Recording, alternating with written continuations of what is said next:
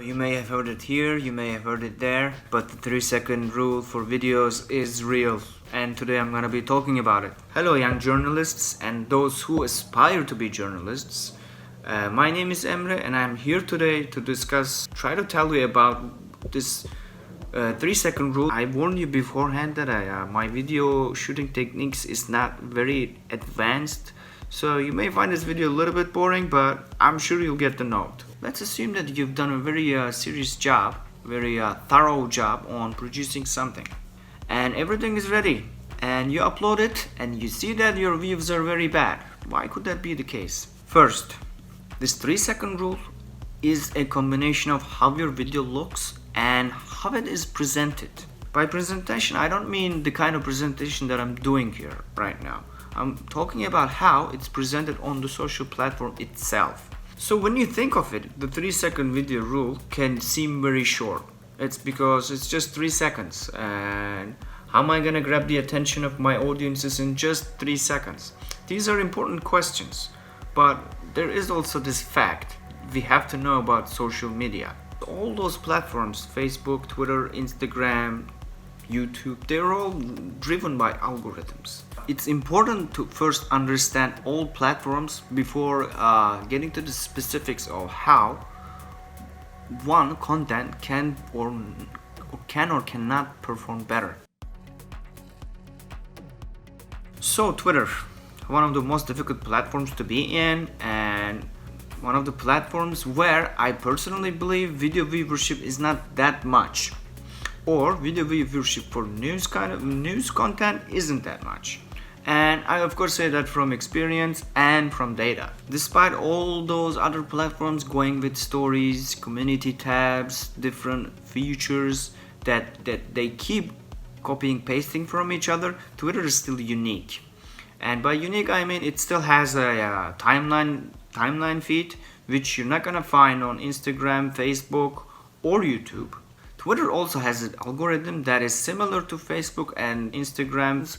It's gonna show you the content you have interacted with before, so that your chances of interacting with the same or similar content is higher, and also content from your followers or content from the people you follow that are somehow trending or that are somehow being interacted by these people, so that it shows on your feed. Just because Twitter has 280 characters for a social post doesn't mean that you actually have to use all of it. And if you went on to search on Google how to write better social texts, it's always gonna tell you just be precise and be brief.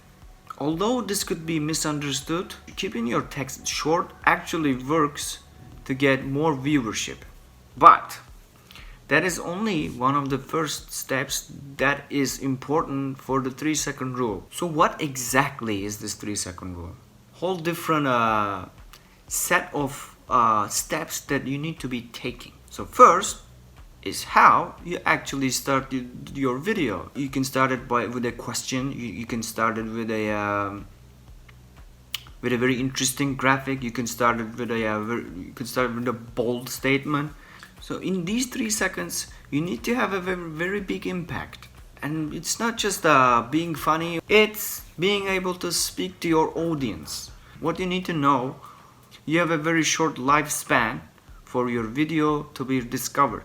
So use those 3 seconds wisely and support this 3-second rule with very good social posts and an appealing thumbnail, so that you can appeal to different kinds of audiences. Those who read first, those who look at it first, and those who is actually interested in finding a video of yours.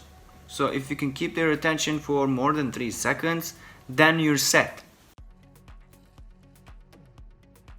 Let's assume that you've logged into your Facebook account on a mobile device. The first thing you should realize is that the device you're using is a lot smaller than a desktop. The chances of a content discovery becomes a lot more challenging. That is the first. Second, to be able to at least grab the attention of your audiences, you have to make it to their feeds. You have a lot of competition. You need to eliminate let's say it's my own personal feed, the posts of my friends and family, the pages that I've interacted with, the pages that are similar to what I've interacted with, the videos that I've interacted with, the list goes on. That you're being bombarded with content means that as a user you need to be selective, and that is the same for content producers just like yours. You need to be very selective, you need to be very specific, you need to be very at least interesting. The same still goes here. You need to have a good social post, you need to have a very good 3 seconds, you need to have a good thumbnail.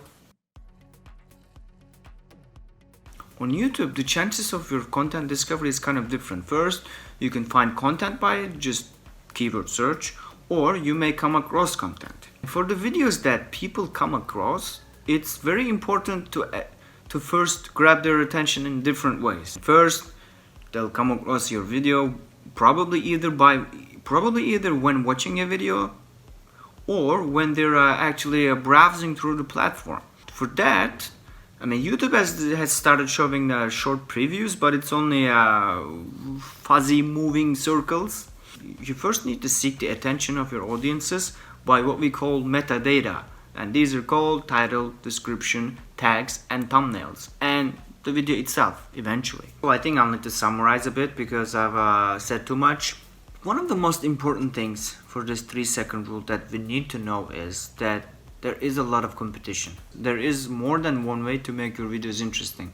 There is probably a couple of things that you or more than one person would agree that it is interesting.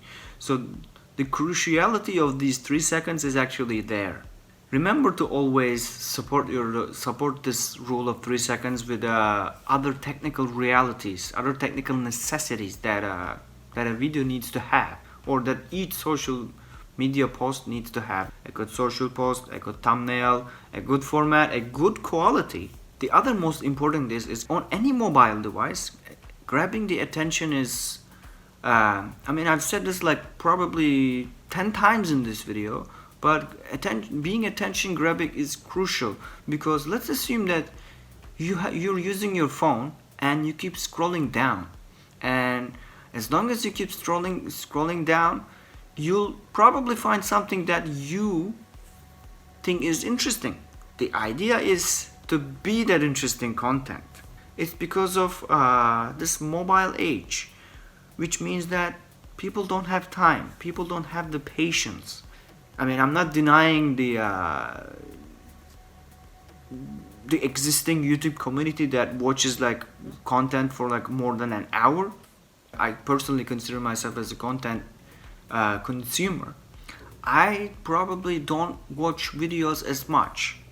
It's not because videos are bad. It's because probably my user habits have changed. Maybe I've taken to reading more. I mean, this is not to discourage you, by the way. I'm just trying to tell you that there could be a lot of different reasons for a video of yours to be not watched. But it's always important to keep to the 3-second rule. Thanks a lot.